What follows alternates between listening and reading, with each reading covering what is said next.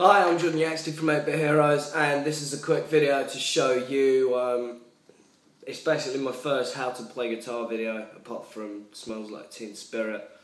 And it basically borrows most of the stuff from that video in telling you how to play simple songs using just power chords. Now, power chords, musically termed 5 chords or 5th chords, are simply, you've got the root note and the 5th, and then occasionally an octave. Now, if that sounds really complicated and musical, don't worry, because it's really not. It is literally there, done. You can play it anyway. Now, you know, that probably sounded a bit shit because that's just me blasting out random chords. But basically, they work off a scale, the major scale. So, and you've got the first note, which is called the root, then 1, 2, 3, 4, 5, the 5th note, which if you're playing in standard tuning and the root note is on either the E string or the A string or the D string, the 5th note is going to be the string above it. So if I'm playing 4th fret on the A string, then it's going to be, the next note's going to be on the D string, and it's going to be on the 6th fret. So that's two frets above it and 1 string. If you like, you can. Some people like to put in another octave, which is basically the same note but higher up. If you see. There you go. Which is the 8th note in the scale. You've got 2, 3, 4, 5, 6, 7, 8. You can add that in. That is just the same fret as the 5th note, and 1 string up. Now, the easiest way and the most common way to play this is using your 1st finger and your 3rd finger and the 4th finger if you want to play the octave, so like this. Or just my guitar teacher is a legend, Mr. Adam Buckle. He's really cool. He always taught me that when you're playing power chords, they're quite often angry songs, and you want to swear at the audience, so you're going like that the whole time. So like that.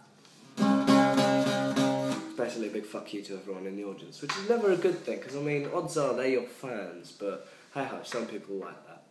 But what I quite often do, if I'm playing it on the E string, the lowest string here, then I will do that like that. But if I'm playing it on the A string, then I'll quite often rest it on the E string so it doesn't ring, you see. There, I'm strumming all of the strings, but the only strings that are ringing are the 3 that I'm playing, and that's because it's called muting this string with that one, and these other strings with this finger just there. It's just really lightly. You're not pushing down. You're just really lightly resting your finger on the string so that it doesn't ring out. If you do it in some places like there, it does ring out, and you get harmonies or harmonics rather.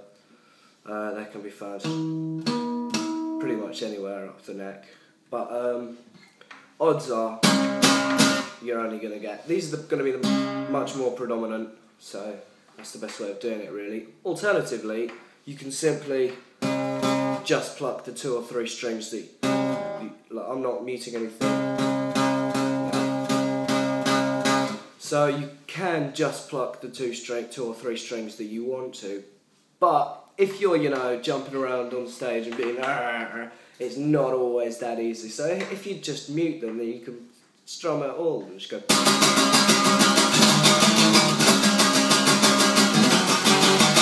It's so much easier once you get the hang of it. Don't get me wrong, it is probably a very easy technique to learn in the grand scheme of guitar techniques. But if this is literally the first time you've picked up a guitar, it will take a while. There's no getting around that. If you want to play guitar, you have to practice.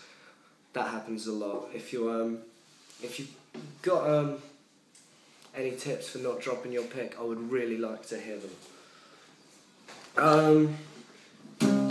So yeah, that's basically a power chord. As I say, you can move it anywhere up the neck. You can play it, it's the same chord there, that's a G, or E flat, or D sharp, whatever scale you're in. F, F again. If you're playing it open, then that's an E. And you're just, or an A. Now you can play it on the other strings. On the D string, if you're only using 2 fingers, then it's exactly the same. But if you like to put your 3rd finger in, and you put it there, it's not right. You have to move your 3rd finger, if you're playing it on the D string, up a notch like that. But I wouldn't worry too much about that, because 99% of songs that use power chords will only really use these two. I mean, you can go from E, cover a whole octave there, and then